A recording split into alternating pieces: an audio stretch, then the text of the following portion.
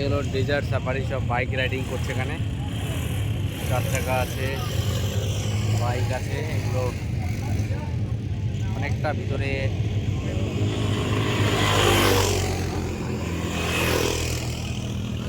তো এইটাই হলো ডেজার্ট সাফারির মধ্যে একটা পার্ট এটা, যেখানে এই বালির মধ্যে অনেকটা দূর অবধি বাইক চালিয়ে যাওয়া আসা।